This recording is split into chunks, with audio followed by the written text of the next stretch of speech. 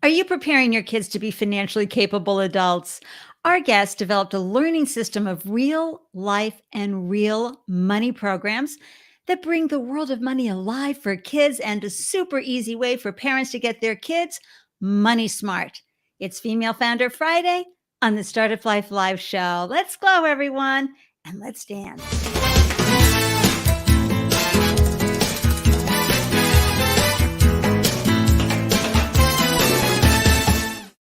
Hello and welcome to the Startup Life Live show. I'm your host, Ande, Lyons, 4 times founder and startup champion to founders around the world. And after raising 4 businesses of my own, oh yeah, I know exactly what you're going through. I don't even have to use my imagination to get a deep understanding of what you're crawling through every single day. And when you've had multiple businesses, each one comes with their own personality. So you founders out there who've had a few, you know what I'm talking about.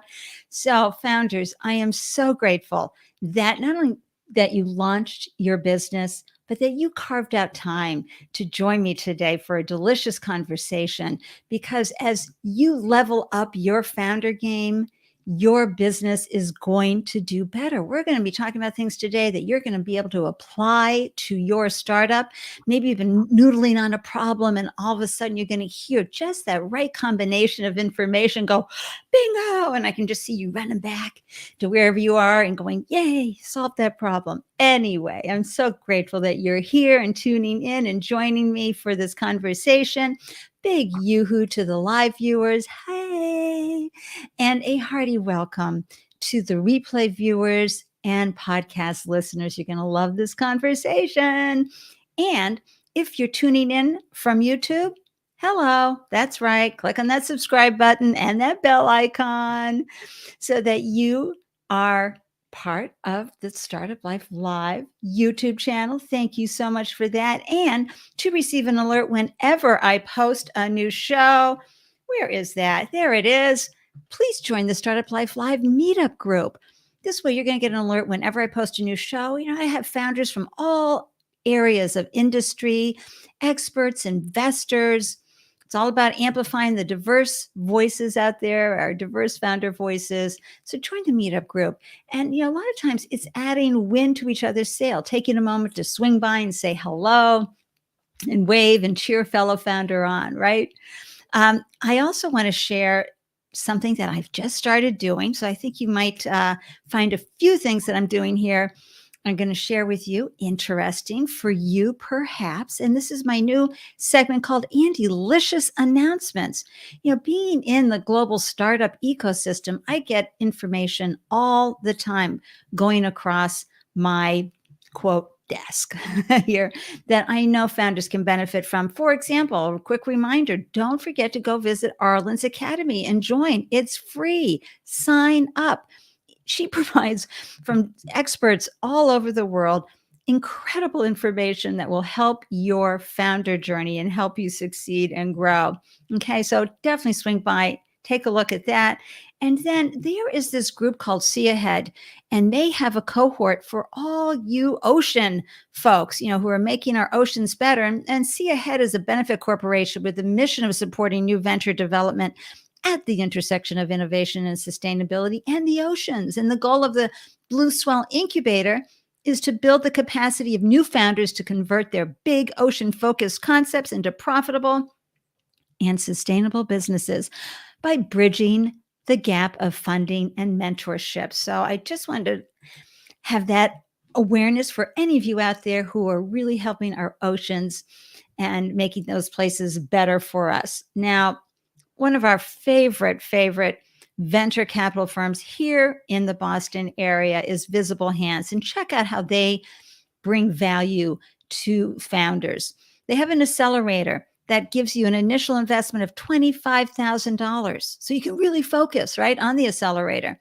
Then they help you with company building services. You can earn additional investments up to $150,000. You get that community support and peer support and access to an incredible network of advisors. And they are taking applications open until May 13th. So if that's a fit for you, head on over and apply. And hey, I'm going to be, speaking of incredible female founders, I'm going to be at the Female Founders Lounge and Test Kitchen right here with the wonderful Rebecca Moore. And she is the founder of In a Nutshell Consulting. And she has this wonderful brainstorming session that she does with female founders. And how about that name? Isn't it wonderful? So in this group, it's 75 minutes. And you get to test your latest idea, product, service, or any challenges that you're going through in a live peer-to-peer focus group and brainstorming session. And it helps you get out of what we call the founder silo, right? Sometimes we get so focused on our world that we forget that we really need the input in order to process and come up with those delicious solutions. So moving right along, I'm wondering, who needs a founder hug? I mean, my gosh, what's going on in your founder world? I want to know, both here on the show, but also on social media. Swing by, say hi, LinkedIn, Twitter, you know where to find me at all the times. Instagram, I'm always, hanging out, having a good time with that. But I want to know, how's your startup? Do you need a connection or an introduction? Do you need some advice? This show gets hundreds of replays, so you never know who will see your business and want to help. In our conversation right here, right now, I get plenty of testimonials from guests as well as audience members who have advanced their startup because of a connection they met here on the Startup Life live show. So be sure to connect and engage. And one of the ways to do that is when you show up live, please amplify your brand, share your business name, your one-liner, and your website right up here. Okay, you do that. I pull it up on the screen. Again, hundreds of replays on this show. Plus, there's the podcast because I talk about it out loud, so they'll hear about your business. So do that. And then while we're chatting with our wonderful guest today, please pop your questions into the comment section so we can pull it up, because we all learn together. And those of you watching the replay, come on by. Yeah, even if you're just here for the first 10 minutes, okay? Come on by, share your business, share what's going on with you, share a milestone or a ruh-roh. We are here to support each other. And speaking of supporting each other and having a founder hug, look who I got to see earlier this week. That is Justin Ayers. He's the founder of Equality MD. He was on the show in July 2021. He's doing remarkable things by providing mental and physical health providers for the LGBTQ plus community. And he was at a telehealth conference here in Boston. I got to hug in real life with Justin and have a delicious conversation. How much fun is that? So good, so good, so good. I just want to say a hello to the wonderful Ruth Machaba, who is from phenomenal Nairobi, Kenya. And she's saying hello to everyone. Welcome to the show. Remember to subscribe. But also, she helps me out a lot. I got to tell you, she is such a wonderful addition to the Startup Life Live team. And I'm just sending you a big love hug, Ruth. Mwah. All right, so let's move on and chat about who is on the show. Look at this wonderful woman here. Oh my gosh. I just want to say this is the wonderful Gayle Reaume. Gail is the founder of Moolah U, where her real life and real money programs delight kids and parents. Moolah U has served thousands of families in raising financially savvy kids through after-school clubs, summer entrepreneur camps, and online parenting courses. So come on. Let's get out the clappers and let's give Gail a big round of applause. Welcome to the show. Up, up, up, up, up, up. Ta-da! Hey, Gail, how are you? Oh, I'm great. I love your enthusiasm. It's so much fun to be in your presence. Thank you, Gail. Where are you hailing from? I'm in Austin, Texas. Oh my gosh. We have so many friends over there in Austin. Incredible startup community that you have there, right? Yes. Which is really what fueled the way that I do financial education. So we'll talk all about that. I can't wait to get down into the details and learn more and share you. And Gail, can you refresh my memory? How did we run into each other? How did we meet? I saw a podcast that you did about another financial literacy kind of program. And I went, yeah, I've got to I've got to meet you. You're just so exciting. And I knew we'd have a lively conversation, and we did. That's right. We will today too. Yay, yay, yay. And folks, Yeah. this is what's so important. You as a founder, I know it's so easy to have your head down and focused on all the great work you're doing, but you got to reach out. You got to promote your founderness, your founderhood, and reach out to folks, get on other people's shows. Don't be afraid to ask. Hey, you're looking for a great guest? I've got some great information I think your audience would like to learn from. And so put it out there. Yay, Gail. So Gail, I'm always curious, what makes a person want to become a founder, want to become an entrepreneur? And for you, when did that happen? Where were you in life when you said, you know what? I'm going to start a business. And that might have been when you were 8. Maybe you were hustling with a lemonade stand. I don't know. Share with us. Hustling with a lemonade stand. And well, I just kind of grew up in a family that really honored and expected us to produce things of value. Allowance. Everything was a bit different back then, and the world of consumer debt and credit and money was a bit simpler. And my parents were just like, you want to make some money this summer? Why don't you start a project? And I did an art camp with my sisters where we had the neighborhood kids. We've found different ways to make money. And it was so enriching. Like I actually had an experience of money that I could put the meaning into versus being handed money and expected to manage it well. I actually managed that money a lot better because I had to earn it. Yay. But you saw that transaction that got indoctrinated into your head. I'm adding value here with this art camp.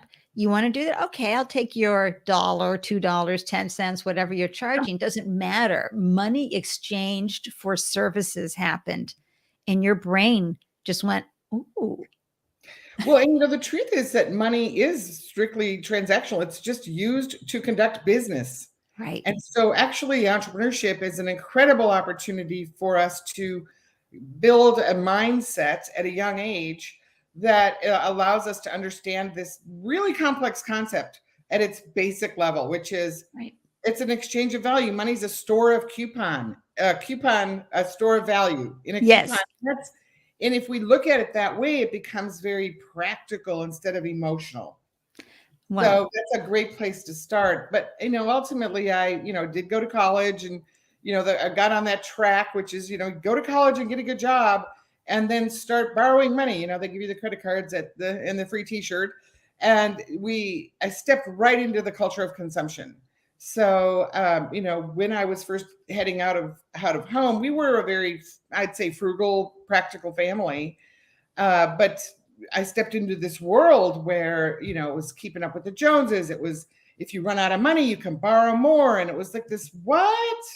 And of course that's exciting and it's dangerous, obviously. But it's invisible how dangerous it is. I learned the same thing, that whole being able to use debt to leverage your lifestyle, or you will, I think it started with the days of putting things on layaway, right? And then it turned into, and so we got used to saying, okay, we can put something on layaway. Now I'm going to use this debt that I'm going to get charged this invisible interest rate for, and not really feel that because I'm going to get this thing now. Whether it's like my washer broke and I need a new washer, or is something like a dinner out or an outfit or whatever, becomes this consumption mentality.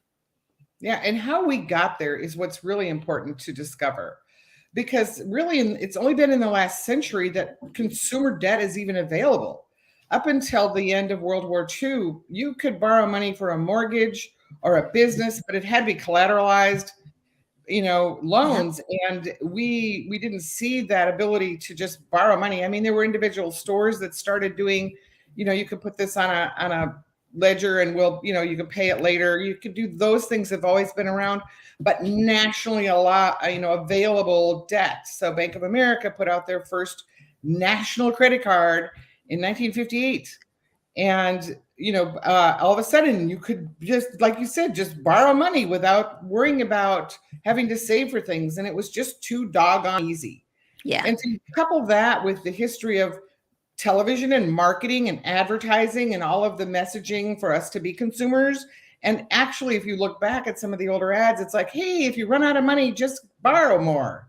Like literally those kinds of messages, which made it seem like, why shouldn't I just have everything I want? And of course, the economy was thriving and the GDP was going up and like people were consuming. And so that just felt really good as a sort of a national feel. Yeah, Right. we were winning somehow after these years of war. And so it just shifted radically once consumer credit opened up. Yeah. And yeah, And and I then think we lost all that tangible connection to money, like save to buy a car. Before car loans were available, people paid cash. People paid cash for houses, for people paid cash for everything. And remember, the grocery store was only open so many hours. You had to go down, you had to pay cash for your groceries, everything. Whew. But, at the same time. Yeah, once that shifted, it was just a runaway train. That's right. And it got really bad in the 80s. I know for businesses too, it got really bad for increased debt. I mean, I was working at a top bank here in Boston, Bank of New England, may it rest in peace. And they were like a $50 billion valuation bank. People had life savings. Okay. And it was inconceivable, Gail, for those employees to think that the bank they'd been working at for 25, 35, 40 years, it was a 150-year-old bank, would ever go under. Right? Well, it got seized by the FDIC because it was overexposed in real estate. And so when the real estate market crashed in 91, it got seized. Everybody's entire life savings that they, had in the bank because they would get, invest in their company, gone. Well, and this very same crisis that happened then, if you look at history, it's very cyclical. We go through these things, and it's part of it is the changing opportunities, like debt is available now. It's also just a cycle that happens in nature and in how value is created and how it's assigned. And so we're in one of those moments now. We're in a massive shift.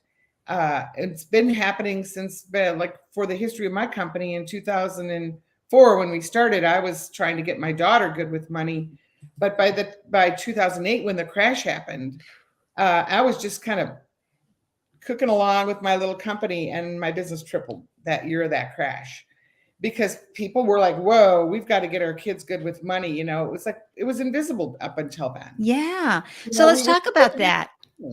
Let's talk about why you launched Moolah U, because it was very kid focused. And I'm so curious, what was it about this problem that you were so in love with? And remember, founders, you have to be in love with the problem that you're solving.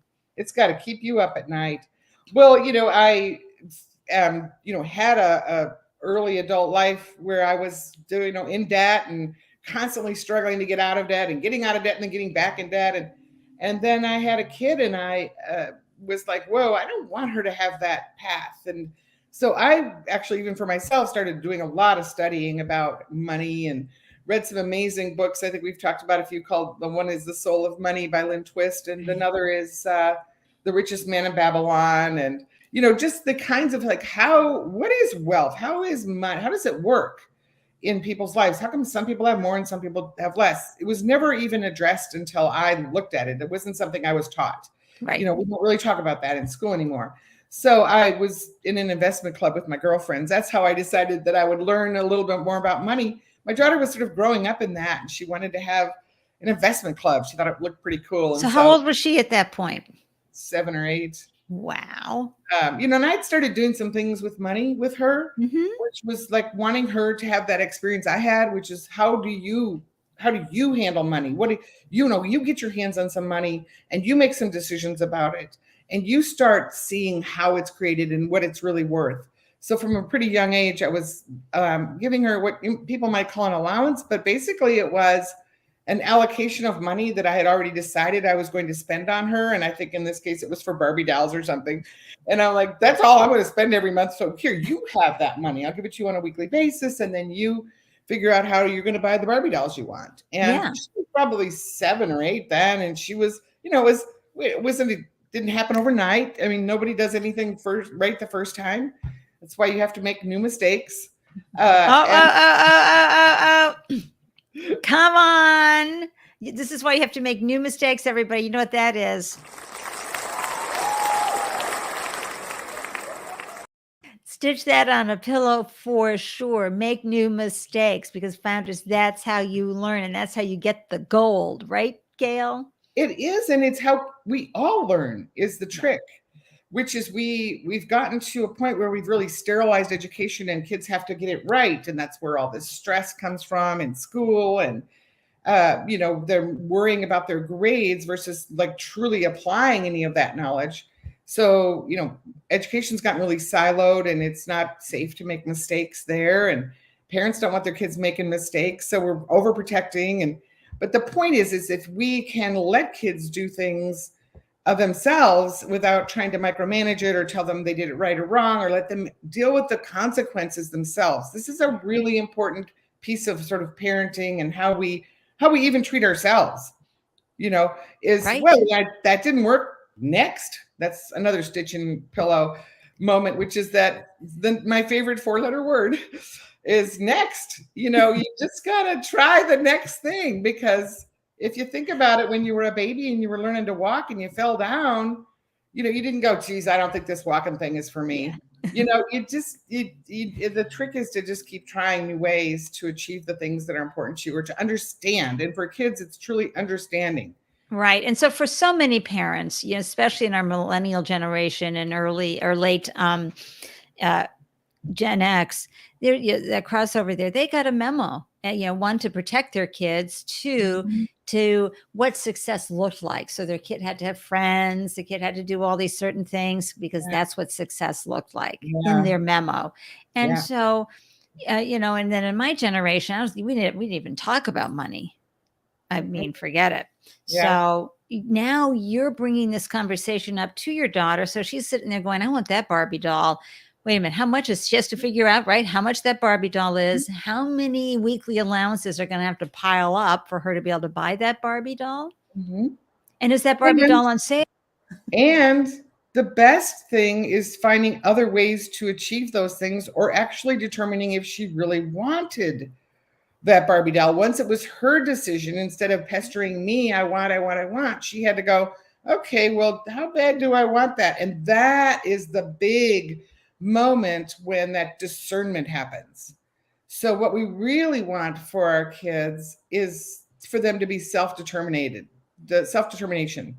in all areas, right? And we have to give them an opportunity to explore what their choices are. There's like 3 legs to self-determination. They're well known. Autonomy, and having the autonomy to make your own decisions about how you're using your money to get the Barbie dolls you want, or whatever that is critical. And every time we've done this with kids, and we've been doing it in analog forever, that's the number one thing parents say. They say their kids just slowed down and looked, and they weren't in such a scramble to get, and they stopped pestering. And they made really good decisions. Well, because they had to make the decision, and they had to deal with the consequences. So autonomy is a big one. And competence is another. Like, if you have the competence, if you have enough information that you've been able to apply, you build competence and you build confidence. And that's the next leg. And then the third, which is one of the things we deal with the most in my business, is relatedness. So the world of how we learn a lot of, especially life skills, happens at home. Yeah. It happens with your parents. So if you have a relationship with your parents where if you make a mistake, you're punished, well, you've broken that opportunity to create a safe space to learn. So the relatedness part is all about parents saying, okay, well, wow, you lost that money, and how are you gonna, now what? It's up to, like really being there for them, being a mentor, not having to teach, not having to protect, letting kids have that autonomy to build their own confidence and competence. So those 3 legs are critical to the process. And so that's where I started. Yeah. With my daughter in this little after school club. I got to tell a funny story though, because she thought I knew a lot about money, because she was always around me with these women, and we were talking about it. Of course, it sounded like we knew what we were doing to a 7-year-old. but she wanted me to have this investment club. So I thought, oh, I'll do a little after school club at her school. And I thought, well, I probably do know more than these kids. So I went in there to try to start to tell them about stocks, or I don't even know, and within like 2 lessons in 2 weeks in, I was like, they don't want to hear anything. They were like rolling around on the floor. I couldn't get them to listen to me.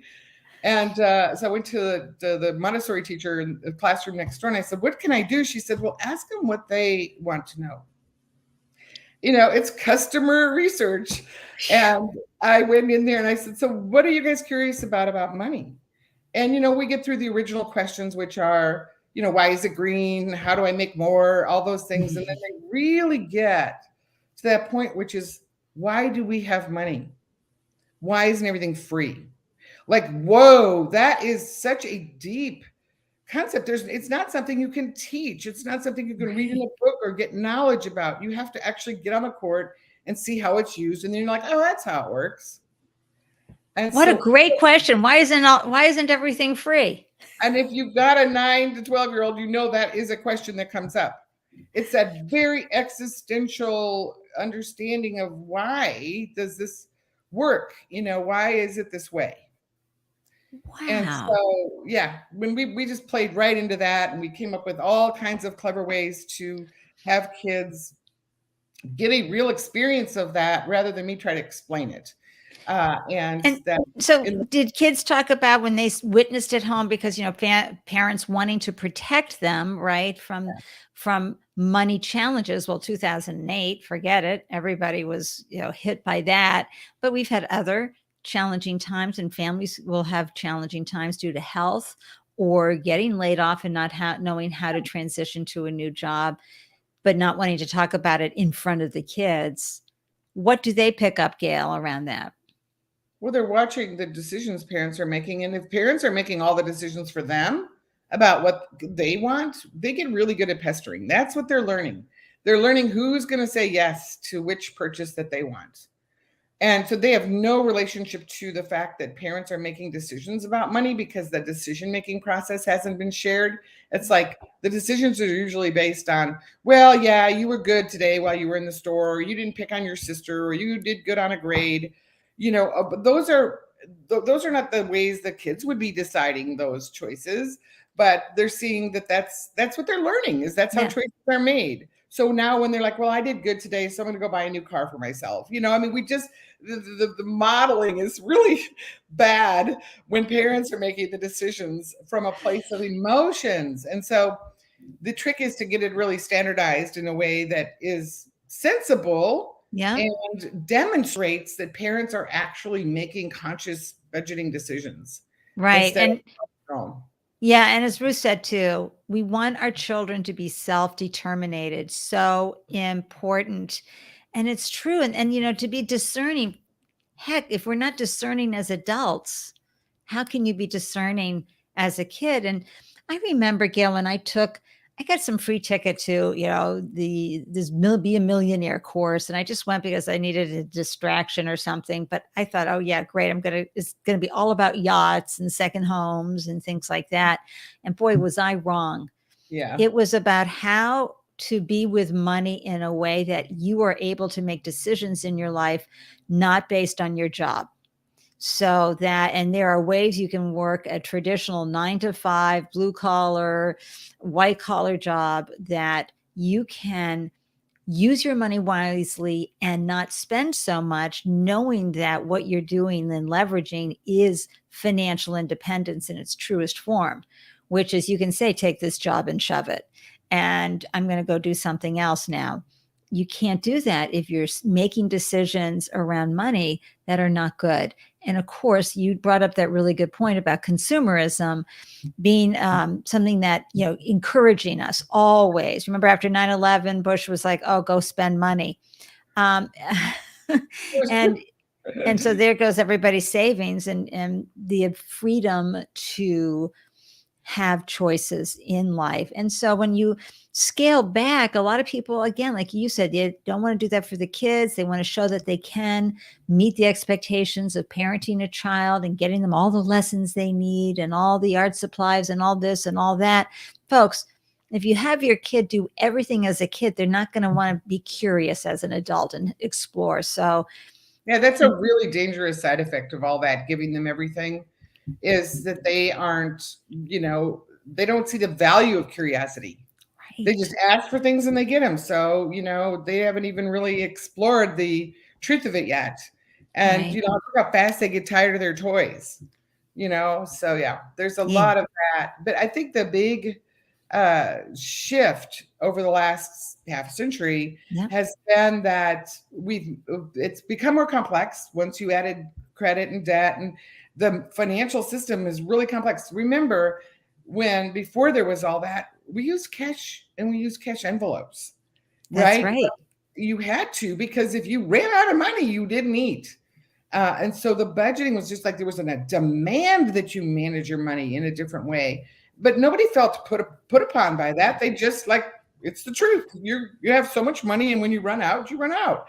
And so, yeah, we use a concept in our curriculums with the kids where we have a diagram called the money trap, right? And so there's a circle and it says, well, you have to trade something to get money. So you trade your time mostly, and then you get your money, and then woo, and then you go spend your money, and it goes in the black hole, because that's the mindset of children at that point. That's like, woo, existence structures, woo, things can actually fully disappear and you can't get them back.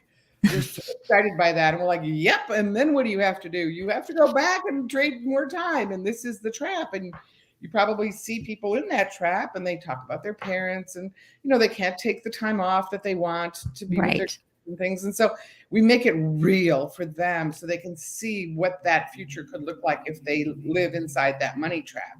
So when you launched Moolah U in 2004, and you kept developing and bringing different curriculums to the children over the years, how did you keep your business afloat? What were you doing it locally most of the time with your education? And when did you start seeing things switch virtually? Oh, you asked a question at the very beginning, which was what made me want to be an entrepreneur. And I've always done entrepreneurial things and had my own little sort of lifestyle businesses, and some of them got a little bigger and not, and I've exited. But they weren't as driven by a passion. Like, I always think of it like, this is my Mother Teresa. I will end generational, wealth inequality and poverty. This is something that just happened, and it pulled me.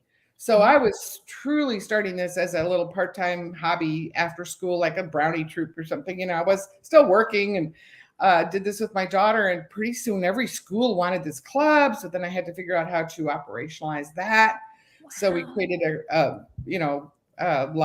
curriculum and trained teachers and put these clubs in schools all over Austin. And but along the way, the kids inside the curriculum of that club was the discussion about business, because why do we have money? It's so we can do business. And so we started doing business projects in the clubs, and then the kids were what did the business projects look like? What was that like for that age group? Right. Well, when it was in the clubs, we do a couple of weeks worth of sort of understanding what kind of product to build, and then they'd make the products and sell them at school, in front of the school, at pickup on the last day. Yeah. So they were generally, greeting cards or simple projects. That was one little group of kids that, they all have their own craft ideas. They're really, really clever. And they understand, like, woo, I'm interested in that. Maybe other people will. And so we have them go test all that first.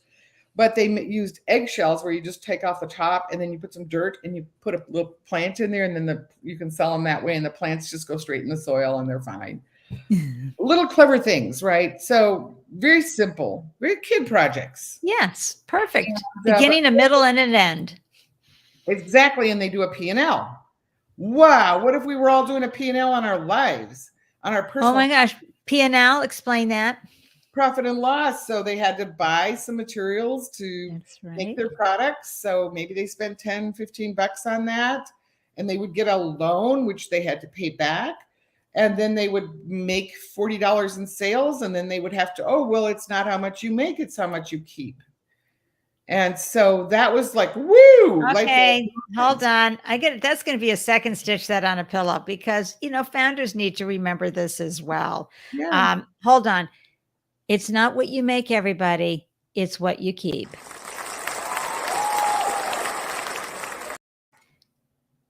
I mean, there are plenty of founders out there, what they raised, okay, in venture capital. It's what, and maybe that's sales, right? But at the end of the day, how profitable and sustainable is your business? At its base level, it's really how are you using the money you've got to, to take care of the needs of the business and of your employees and the families. That's on the larger scale. Yeah. But for a kid, it's a really simple wake up moment. But those kids all wanted to do a larger business project, so they talked me into doing a camp. And of course, I'm not a teacher and I'm not a finance person. And I was I'd found my footing with the clubs, but I was like a whole week, I don't know. And I didn't have a curriculum. And so I just pulled all my Montessori and entrepreneur friends together and we built this camp. And this entrepreneurship camp? It was called, it was called Entrepreneurship Camp or something. Yeah. And people were like, oh, kids don't even know what that means. I'm like, well, so what? I'm doing it. And we did, and they loved it. And we had like 20 kids, and they came up with a project that took the whole week to do, which this first camp was at a macrobiotic cooking restaurant. So all in a classroom nearby, right. And all of the patrons were really healthy and ate organic food. So the kids came up with this idea to create organic vegetables, potted vegetables, and then they decorated the pots, and they added recipe cards and they did all this cool stuff. And they had so much fun. And we made it so that they had to change roles every day. So they all figured out all the different parts of the. Oh, what a great idea. It was quality control one day, but the next day they had to train the next person to do that, which was brilliant. And then they also had to get trained to do their new role. And so it was just this chaotic, wonderful, very child-driven process. Yeah. We know one of the beauties of our methodology is that we don't direct people's learning. We create opportunities for people to learn, both parents and kids. We really want the experience of learning to be the locus of control for that to be internal. Yes. Because the very externalization of education and the standardization of knowledge and the testing of that knowledge, which has turned our school and education system so sour, right? Because the kids they just want to memorize it, put it on the test and get on with it. They're not at all in any kind of ownership or agency around that experience of learning.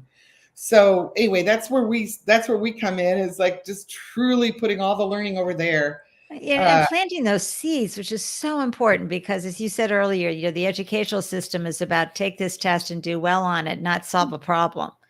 And these kids, were solving problems and earning and, building that flow of knowledge amongst themselves, wearing the different tiaras that we wear within a company. And certainly as a founder, you wear so many hats until you build your team out. So go ahead. One funny thing about the camp is because there'd always be a CEO, and there were just some major roles that seemed, and we chose the people that we didn't want to put a kid in there that wasn't capable of sort of handling the level of thought process that would need to be done there. And we of course coached that leader very well each day. But all these kids wanted to be the CEO. Oh, they wanted to be the CEO. And so sometimes we'd make them CEO on Friday, which was, we knew it was going to be a little easier for them, but then they'd be like in the corner crying because it was so hard. I mean, they just wanted it so bad. They just wanted to be the boss. And then they realized, it's not that much fun. But I had so many kids that were just, and the beautiful thing was we gave them the space to feel that. That's right. And we gave them the space to acknowledge that in front of their team. Like at the end of the camp, and at the end of every day, we'd have these meetings where we'd ask them, tell us about your experience of your role today. And these CEOs would be like, whoa, it was way harder than I thought. And here's how it was hard. And here's what I did to overcome that. It was just brilliant. Oh my gosh. So now you needed to scale. You saw that this was really valuable and you wanted to reach more and more people. And you were, trying to find ways to get Moolah U out there. I didn't know that I wanted to reach more people. I really never had this idea that I would build this huge education company. I literally was doing this with my daughter. And then I was just, incrementally just expanding it. But then in 2008, when the crash happened, we were on the front page of the Wall Street Journal in 2009 with a story about like, whoa, you got to get your kids great with money and look at this great program. And like they flew a reporter out and came Wait. Did you say front page of the Wall Street Journal? Yep. Folks, that's really hard to do. I almost didn't answer the call when they called either, because I saw the caller ID and I was like, geez, I don't know. It's probably a salesperson wanting me to buy a subscription. Yeah. And it was a reporter. But anyway. Oh my gosh. Take that in, everybody. That's a huge moment. So what did you do? But I want to say something about that. When you're doing, as an entrepreneur, when you're doing something really phenomenal and people love it, and that's your whole focus when you're an entrepreneur, is get the first few people to just love it enough, and then just keep iterating on that, on the beautiful thing you've created, and make it better and better and better. It has a life of its own. I've never sent a press release, and we've been on lots of national media. And I think it's because we're just having so much fun and people love it and they talk about it. And I feel really grateful that I didn't care about all that in a way in the beginning, because it just naturally showed up. So that's not always the case for everyone. And we're all doing marketing and whatnot. That doesn't preclude that, but really doing a good job is what makes it work. So when we got that coverage, we were now everywhere in the world, and we were getting requests from all over the world to bring this camp to their cities. So this is when it became a real business for me. Yeah. And I went into an accelerator, a women's accelerator, and I came out with the concept of franchising. So that was in 2011. Yeah. 11. And it's very expensive. It's a very complicated process. So I had to raise money, and I went out and I did that. And this is another example of when you're doing good and you're doing a good job. I went to my customer base. There wasn't crowdfunding or anything else then. So I did a friends and family round and raised a lot of money in 6 weeks from my customers. Wow. Mm-hmm. Wow. That's such a great story.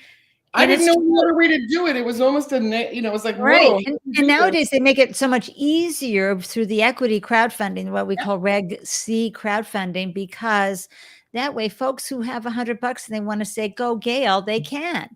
And, or folks can go as high as 5,000, 10,000, they can invest in your business and not be what's called an accredited investor.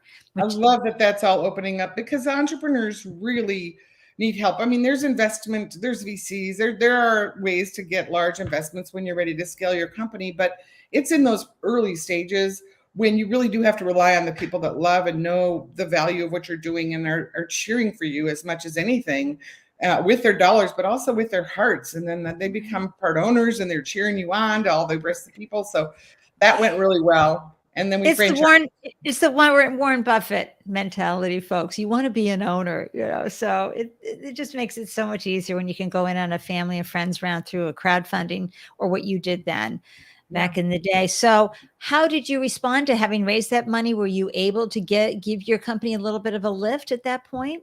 Yeah, we built a franchise system and we sold franchises around the country. So we deliver the camps and the after school clubs. And as the company was expanding, we also were contracted by the state of Texas to put together a school accredited curriculum for teaching about money in schools. So all this stuff started bubbling up and we were moving really fast.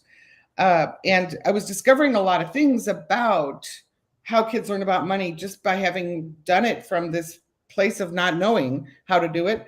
I figured it out, and I realized that it really needs to be taught on the court. It really does need to be taught at home with real money. I mean, even this camp experience, and it had real money, and it was very, very intensely wonderful for those kids, but they went back home. And as we talked about earlier, you learn, and it's proven 99% of what kids build as behaviors comes from what their parents are doing.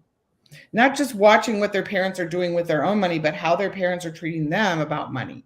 Yeah. So not giving our kids money to experiment with, not giving them that autonomy and that letting them build the competence. That's where everything went kind of sour, because these kids would go home and they'd be so excited. And of course they'd keep doing entrepreneur projects, but they really still weren't making their own personal buying decisions. So they weren't getting any practice on the court. Yes. So while the franchising was going, I started another company. As one does as a founder. Yeah. Because, once you get something rolling, it's kind of a machine. And so, but I really saw the need for parents, because I'm talking to parents all the time. And they really are struggling there. What should I be doing at home? We love what you're doing. How do I do this at home? So we embarked on building out a set of parent courses, which are phenomenal. They're brilliantly, handled in a way that's very non-judgmental. Like, we know you're doing your best, parents, and just try these few things. And the whole series of courses is about advocating how to turn financial responsibility and consequences over to your kids. So it's everything from systems for doing that in real life with the money. It's also support for having the conversations that empower your kids. Like, hey, you know how to do, I trust you're going to make some mistakes, but I trust you're going to figure this out. And so I'm here for you, those processes that make it possible for your kids to go off and learn on their own. And so those courses were just, people love them. Oh, are you kidding? Teaching folks language, how to say it, how to do it is huge. And again, this is, we talk all the time about changing generational wealth, folks. Okay. Yeah. You have to do it by changing your habits around money and your framework around money, because, you mentioned Warren Buffett. And, he's a hero of mine. I call him every year. He never takes my call, but I just think I love everything. Now what I do know about money and how we learn about money is he's brilliant about that. But he says something really important, which has become a pivotal part of our program, which is if you're not making money while you sleep, you will be working the rest of your life. Right. So when we look at the realm of money and consumption and the debt, and you're going to be paying that the rest of your life, how do we shift back over to that place where we are, what you talked about earlier, using money in a lot of different ways, maybe using it to make more money, paying cash for things, saving for big purchases. The function of money has to shift back over to, it's a tool. And we use money for a lot of different things. Not just spending. The only word we have is spend right now. So that statement, which is that, if you don't make money with your money, then you will work the rest of your life, is so pivotal in the world. But it's hard to grok. Yeah, it is hard to grok. And of course, diversifying is also really important, because some folks, as I saw at the Bank of New England, put all their money into one category. And, and Buffett's really good friend, Charlie, always had, talked about the vicissitudes of life. There is just no guarantee how you're going to get hit, or you can be the best planner in the world and things out of your control are going to happen. Yep. So understanding that and diversifying and making sure you got a little something in real estate, a little something in stocks, a little something over here, over there. But things that create passive income is the trick. For example, investments that, and this is, I didn't mean to interrupt, but sometimes we're like, oh, we should have the kids doing the stock market. And I'm like, that is so far removed from reality. Like they're never going to, like, they can't really understand how to play the stock market when they're pretty young still. They do when they're in teen years necessarily. But the idea of making money, that is, having your assets increase in value is wonderful, but they can decrease just as fast. If you actually make money with your money and it's in your hand, that's why youth entrepreneurship is so valuable, because they're investing in themselves and their own truth and their own experience. That's right. And their ability to always start over. You can't take away what's between your ears, folks. And so the thing that's so true about our methodology and our act, and I will say this over and over and over, save 10%. Oh my gosh, how many of us wish we had been saving 10% since we were kids? So I'll tell you a brief story about someone who saved 10% since she was 6, and used that money all through her growing up years to do business projects. And one of the funniest one was a bubble gum machine. at a local restaurant here that was very popular, and they thought she, was a kid. Oh, they're going to put that bubblegum machine right up by the front door. She was making about $50 a week on that. And here's the best part. We talked about P&L.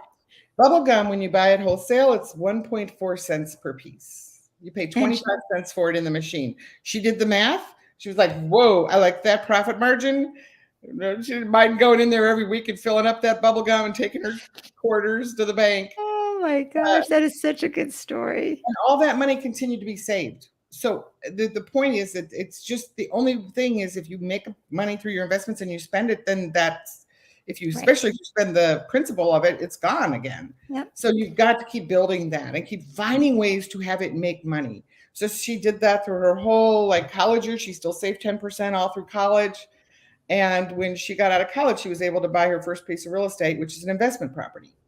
And she's cash flow positive. So, those are the success stories that we want to have all people have. Right. And it's available to all people. She's a kid. She started as a kid. She didn't have any more money than anybody else. She didn't get a check from her dad, right. Like some real estate developers we know. But, she just did it. And I've seen this over and over and over with kids. And they can do all kinds of businesses that. Again, when you say save money, what are you talking about? Putting it into a mutual fund, a Vanguard account? What do you mean by saving money? Well, children don't have any business understanding that level yet. We want them to, maybe that's appropriate. And I know a lot of families that are putting money away for their kids for college and for, retirement, and, that's fine. But where the kids are going to learn, and that's really the most important thing, is when they're on the court doing a project. So that money's got to stay liquid for them to be able to buy a bubblegum machine and go to the store and buy the bubblegum. And, eventually, as she was older, she did put some of it in a money market so she could get her CDs and things, so she could get higher interest rates because she wasn't going to be using it.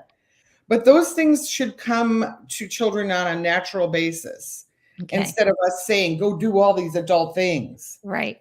Right. Until they have any sizable amount of money, you don't need to know that stuff yet. Well, I used to watch our son when his computer had to be out in the family area. He's a gamer and actually has his degree in game design, and it's a passion of his. Yeah. But he'd be talking and he'd say to his team, look, guys, we only have 12,000 left. We have to be careful what we're going to spend our money on, because we can't be putting it all into this gun or whatever they had to buy to go fight somebody. And that's how they would talk. And then, of course, one of our favorite games was SimCity. And this was where kids had, I don't know if any of you parents your kids have played some Simulation City, but they had to be able to always be paying everybody, including the zookeepers, the police, the firemen. So if there's a fire and you haven't paid the firemen, nobody is showing up to put that out. And I remember one time my son forgot to pay for all the zoo stuff, and then all the zoo animals were running around crazy. I mean, they would see how things would blow up if you weren't taking care of stuff. Really valuable lessons in a gaming front. But when you take it into real life, where they are handed the cash, when they understand, although nowadays everything is app based, but that you can still earn that money and have it go into your Cash App or into your account, where then you go and use your Cash App or whatever you're using to pay for things. It can transition. And what about the blockchain and the cyber world? Are we just leaving that alone for now until it all settles out and we can get a better understanding? Where are you at in teaching kids around that? Well, I think there's a lot to learn. And my whole philosophy is go learn. I don't know enough about it to teach it. And I don't think anybody knows enough to do that. But I think the curiosity, as you mentioned earlier, it has to be there for you. And we are going to be moving into that space. That's going to change the way we handle money and transactional issues. There will be changes, and it's worth being aware of it. But at the very essence of understanding how value gets created, we're continuing to work in, fiat currency. But the principles that the kids are learning can apply to all kinds of ways of creating value. Right. So, but I was wanting to really point out that saving we talked about, that saving 10%, it's saving to invest. It's never going to be spent. It's never going in the black hole. It's only being used to buy things that are going to, and the definition of asset that we use for kids is it increases in value and or it makes money. So we've gone to these really simple definitions for kids, right? We're not talking about asset classes or any of this other stuff. It's either makes money or increases in value or both. And liabilities decreases in value and you have to pay out all the time or both. So it's that simple. You've got to make it that simple. Yeah. And so now the saving 10% just becomes this thing that happens. And, she's still got 90% of her other money, Right. that she can go use. And if she's short, she knows how to go make it. So those critical aspects of ownership and agency and self-determination are built in when those actions are practiced enough. I love that. Anyway, the parent courses, and I just want, because I know we're on an hour, but those parent courses really spurred us on to create a tool, because that's what parents were like, well, this is a very cool stuff, but there's a lot of juggling of money and keeping track of things, and we need a tool. So we put the whole thing in the palm of your hand, and we have an app for it now, and it allows parents to actually take the money that they would have normally spent for their kids and put it in the kids' account on a weekly basis and let the kids figure that out. The very thing we know is how they'll learn. Oh my gosh. And that makes it so much easier for the parents. Totally. Because you set it up in the palm of their hand and they know it's going into, Jenny's account or whomever, and they're going to put it into their child's account. And then they're putting it into very specific budgets. So this is the Lego money goes into the Lego bucket. And this is the money for your, your classes at school, and you get to choose which classes, and here's how much we're willing to spend on those, your extracurricular or your clothing. And as kids grow up, you give them more and more of the budget, because by the time they're teenagers, they should be buying their own clothes, at least some of them. Absolutely. And then never from their account on their own debit card. Yeah, that's right. That's right. Because you send them off to college without any practice. And this is where the problems come up. Then you're just this bank, well, I ran out of money. Well, why'd you run out of money? Well, because we never learned how to budget. Right. So, oh my gosh, this is such an important tool. And how was that transition, Gail, as a founder, someone who'd been doing, pretty much handheld camps and all these courses and tools, but not in the palm of your hand? What was that transition to creating an app? Yeah, listen, when I started this 17 years ago, there were not even smartphones. Right. I mean, there was barely the internet. I mean, this happens really fast. Things are changing fast. I remember trying to get on Juno to log in and get some emails. It was just really hard. It was really hard. But so, I've kind of grown along with the technology. We've used a lot of technology throughout our programming. And especially when COVID hit, we took our entire entrepreneur camp, which we were still doing, live, and we turned it all into a virtual camp. And it was amazing, because at that point we were only in limited geographic areas. But once we were virtual, we could be anywhere in the world. Yay. And we ended up in 6 countries and delivered in 2 different languages. Well, 3 if you count Australian as a language. But, we just did all these kids from all over the world. It was like, oh my gosh. So we're in love with technology and with that entrepreneur camp, and it's still going on. And now it's. And how do kids, when they do it virtually, sometimes it's easier when you're in person. How do they come up with that project, that idea? I know, we are so clever. I swear. It's just turned out so perfect. The first few were, working out the kinks, but ultimately they're doing their own business, which means they can continue to do it after camp. Yes. And it's theirs, and it's in their bank account. Exactly. So, whoa. So good. I'm like, whoa, I should have been doing this a long time ago. But it took having a crisitunity. That's another thing I love. There's been crisitunity. That's a really good word. But, that's a good point. We've all had, and we've all seen, and we've all witnessed so many silver linings out of this pandemic.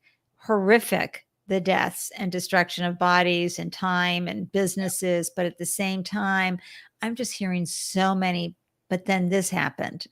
And we know that the workforce has changed completely. Talk some more about the camp while I have this up here, because this is so important, because you've made it real easy for folks. Yeah. And the best place, go look at our YouTube channel. There's video of all these different camps and the parent testimonials about, wow, what their kids got out of it.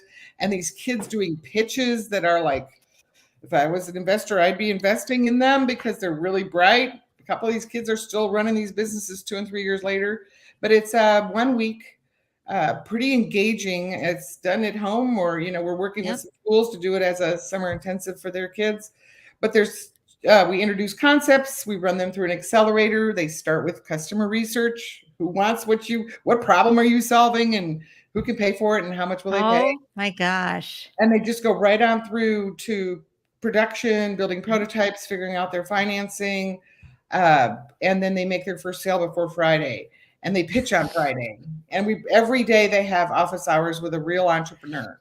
Oh, and to talk about where they're at in their process, so that the entrepreneurs can support them in saying, well, maybe this might be what you would want to look at next, or have you thought about this, or I know somebody that you could talk to about that. And the parents and the kids together have acknowledged that that is the most valuable part of the company, of the program. And so those are still going on, and we have openings. We're only doing a couple of private or public sessions right now. We've been contracted to do a lot of private. So you can get online and go look and find the date and get yourself signed up, because the kids are engaged all day. The first call's at 10. Then they go off and they start doing all the work, and they're frantic because they have to come back to the next call with some stuff. What's the average age? What's the age range? Well, we start at 8 and go all the way up to 18. I think the sweet spot tends to be about 10 to 13, 9 to 13 in there. I mean, as a parent, you know how much fun it is when your kid is engaged all day, and especially when they can be at home in the safety of your home, and you're keeping an eye on them. But at the same time, they're being part of a program where they have deliverables, and they actually want to deliver. They do. I mean, I get calls from parents going, I can't get him to go to bed. He's staying up all night doing his logo. I'm like, well, welcome to founderhood. Rather than having him sit there on his phone all night playing games, Yes. Oh no, this is so wonderful. We've got to get this out to as many folks, parents, schools, especially when so many parents are, well, in the case, for several years, parenting while pandemicking, it was so hard. But right now, because of the way the workforce has changed, which is all for good, you are home a lot more often with your children, but they need to be quiet while you are getting work done. What a great opportunity. Whether they become an entrepreneur or not, everybody knows has to be prepared for gig economy. Everybody has to be prepared to take care of themselves should they get let go or the business implode that they're working for. They have to know how to make a dime. So this is so exciting, Gail. It's a real mindset too.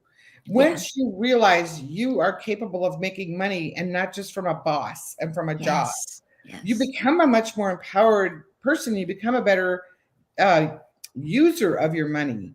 Because that is, again, that tangible experience of like, I truly did the work to make this. I didn't just get a paycheck.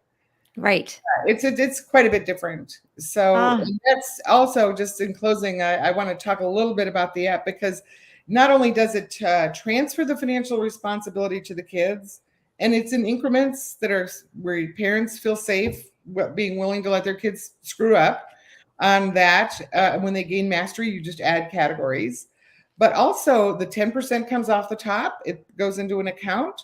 And inside the app is our entire business program. So they can use that investment money to design a business project, whether it's a lemonade stand or, some clever new mask. Like one of our kids from Australia did this mask that hooks on your helmet so bikers could not have to take all the apparatus off.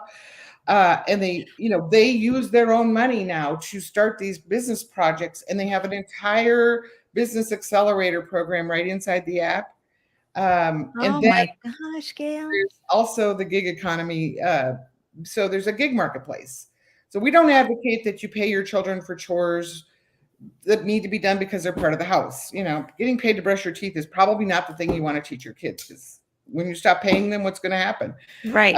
So there's a fine line there, but these gigs are separate things. Like, we need all the windows washed this weekend, and here's what I'm willing to pay. Here's the time frame. Once this time frame's over, you don't have an option to do that. I'm going to pay someone else to wash the car. Whatever. Yeah, you've got to get this in front of Gary V. He talks about this all the time.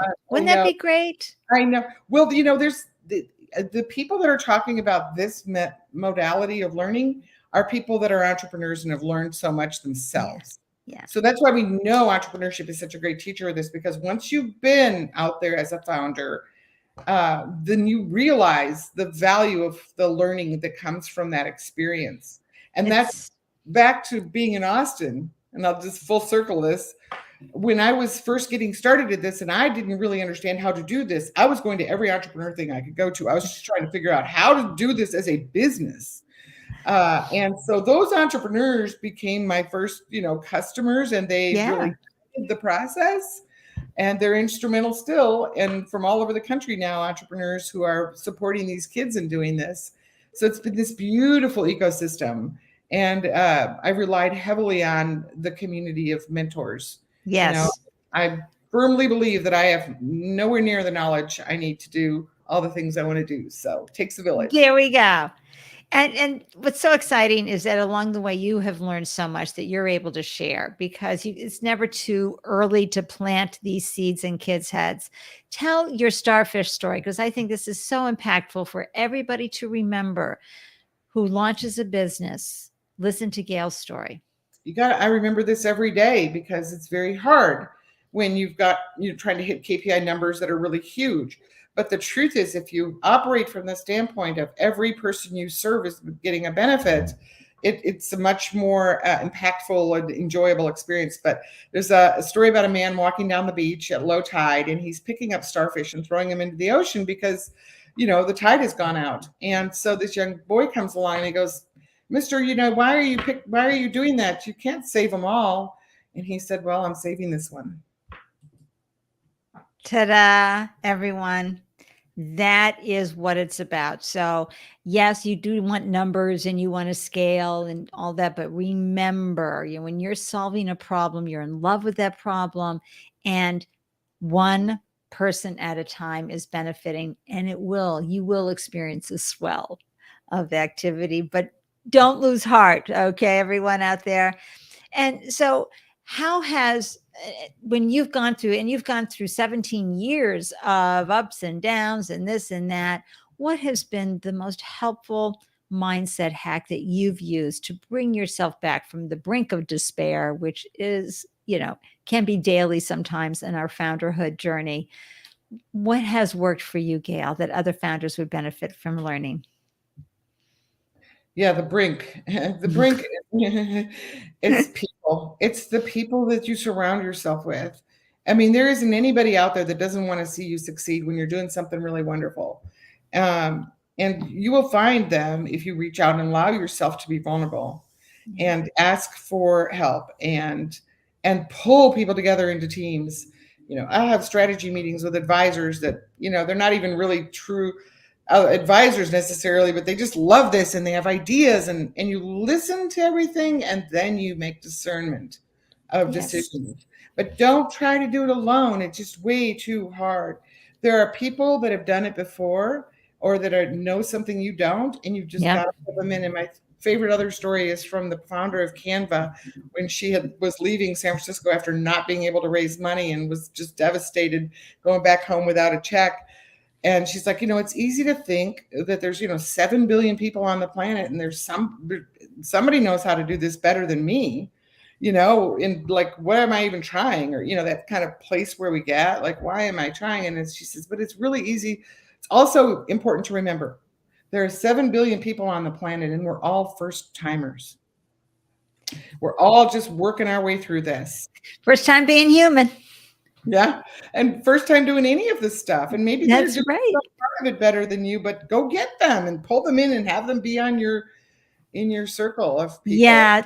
And that's such great advice. Every founder who is successful will let you know that. They'll tell you that it was the people on the journey that helped them and that they allowed into. So if you find yourself getting into that silo, step out, find that peer support group for you and your business. Gayle, I learned so much from you today.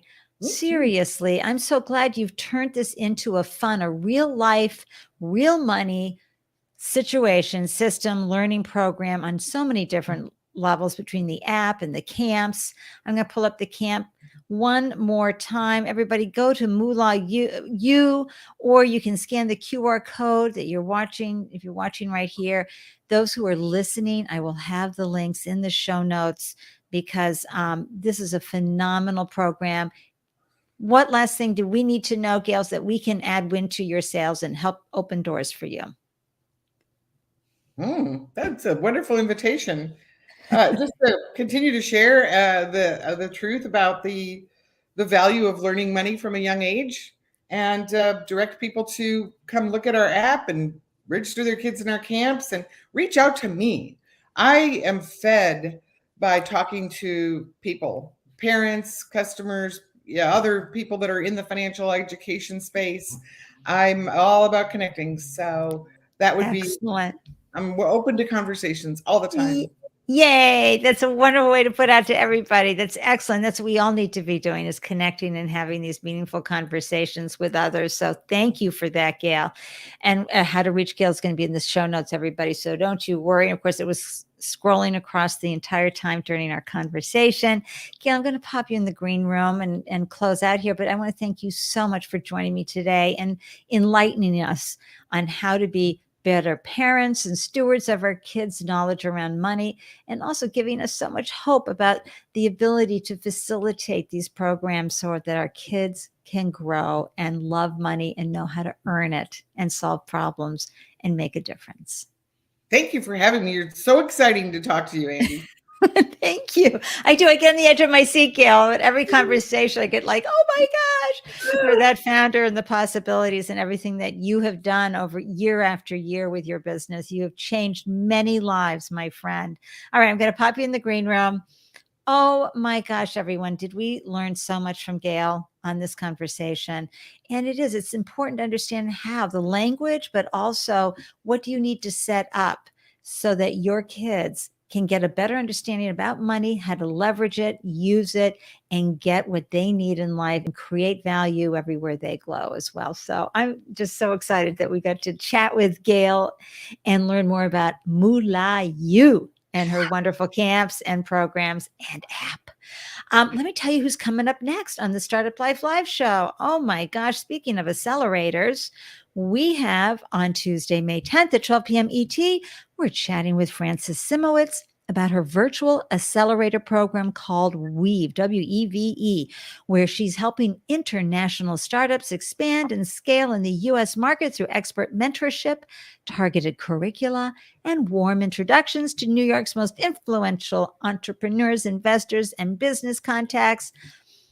Remarkable female founder. You're going to really love her story and learn more about her program, because as a mentor to global companies, I have to tell you that when they're ready to expand into the US market, they have to learn a lot about our culture, what our market needs to hear, and if they're raising funds, how to pitch for our investors. There's a lot of transitioning that has to happen to move into our market. So anyway, I'm so grateful that you tuned in and joined us today. And I can't wait to see you again the next time we fool around here on the Startup Life Live show. Until then, I'm going to go find my music, which is over here. Oh, just interesting things happen all the time here. I'm cheering you on. Seriously, reach out to me and I'll be happy to send you my cheering you on gift. Okay. Because it's a lot of fun. Until next time, I'm wishing you a delicious day everywhere you glow. Mwah! Stay focused and stay strong. Cheers.